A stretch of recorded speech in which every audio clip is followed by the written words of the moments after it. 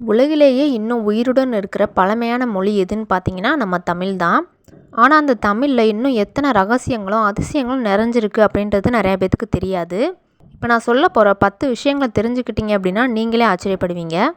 2000 ஆண்டுகளுக்கு மேலாக வாழ்கிற ஒரே மொழி பார்த்திங்கன்னா நம்ம தமிழ் தான். சங்ககால இலக்கியங்கள் குறைஞ்சது 2000 வருஷம் பழமையானது. தமிழ் 2000 வருஷத்துக்கு முன்னதாக தோன்றினாலும் அதே வடிவில் தான் இப்போ வரைக்குமே பேசப்பட்டு வருது. உருவான மாதிரியே பேசப்படுற மொழிகள் ரொம்ப குறைவு. அதில் பார்த்தீங்கன்னா தமிழும் ஒன்று. அடுத்ததாக பார்த்தீங்கன்னா யுனெஸ்கோ அங்கீகாரம் பெற்றிருக்கு. 2004 இந்திய அரசு நம்மளோட தமிழ் லாங்குவேஜை கிளாசிக்கல் லாங்குவேஜ் அப்படின்னு அறிவிச்சிருக்கு. இந்த அறிவிப்பை பார்த்தீங்கன்னா ஐக்கிய நாடுகள் சபை அங்கீகரிச்சிருக்காங்க. ஆனால் அதிகாரப்பூர்வ மொழியாக இன்னும் அறிவிக்கலை. இதுவே பார்த்தீங்கன்னா ஒரு மிகப்பெரிய மரியாதை தான். உலகில் 6 மொழிகளுக்கு தான் அந்த மரியாதை கிடச்சிருக்கு. அந்த 6 மொழிகள் என்னென்ன அப்படின்னு பார்த்தீங்கன்னா English, French, Spanish, Russian, Chinese, Arabic. இதுக்கு இணையான ஒரு மொழி அப்படின்றத அவங்க ஏற்றுக்கிட்டு இருக்காங்க. அடுத்ததாக எண்களின் தனித்தன்மை. தமிழ்லையுமே பார்த்தீங்கன்னா எண்கள் இருக்கும். ஆனால் 0ன்றதுக்கு இப்போ நம்ம 0 அப்படின்னு சொன்னாலும் பழைய காலத்தில், அதாவது தமிழ் இலக்கியங்களோட காலத்தில் 0 அப்படின்ற வார்த்தையை பயன்படுத்தலை. அப்போது பார்த்தீங்கன்னா பொருள் இல்லை அப்படின்ற வார்த்தையை பயன்படுத்தியிருக்காங்க அதுக்கு பதிலாக.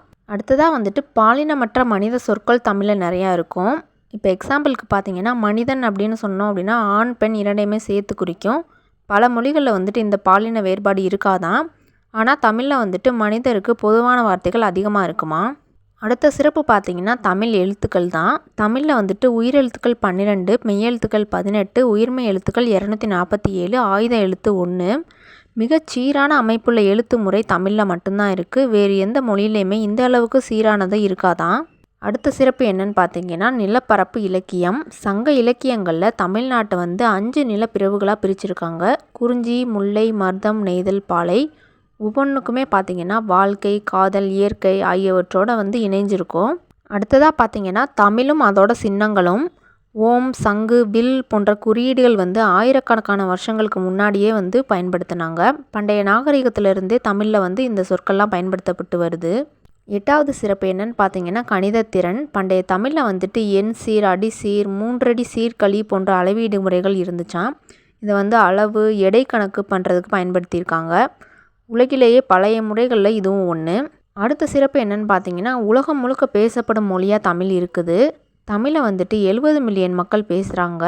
இந்தியாவில் மட்டும் இல்லாமல் Ilangai, Singapore, Malaysia, Canada, Australia, Africa போன்ற சில நாடுகளோட பகுதிகள்லையும் தமிழர்கள் இருக்கிறாங்க. அவங்களுமே பார்த்தீங்கன்னா தமிழ் தான் பேசிட்டு வராங்க. 10வது சிறப்பு என்னன்னு பார்த்தீங்கன்னா தமிழோட உலக சாதனை தான். ஒரே கவிஞரால் எழுதப்பட்ட உலகிலேயே மிகப்பெரிய காவியம் கம்பராமாயணம். இந்த காப்பியத்தை எழுதினவர் கம்பர். இதில் பார்த்தீங்கன்னா 10,000க்கும் மேற்பட்ட அடிகள் இருக்குதான். இதுவே பார்த்தீங்கன்னா தமிழின் கவிதை வளத்திற்கு ஒரு சான்று அப்படின்னு சொல்கிறாங்க. நம்ம தமிழை பற்றி நம்ம தெரிஞ்சுக்கிட்டது கொஞ்சமான விஷயங்கள் மட்டும்தான். இதிலே நிறைய சிறப்புகள் இருக்குது. இது போன்ற வீடியோக்கள் நீங்கள் தெரிஞ்சுக்கணும் அப்படின்னா நம்ம சேனலை சப்ஸ்கிரைப் பண்ணிக்கோங்க. முடிஞ்ச அளவுக்கு இந்த வீடியோவை ஷேர் பண்ணுங்கள்.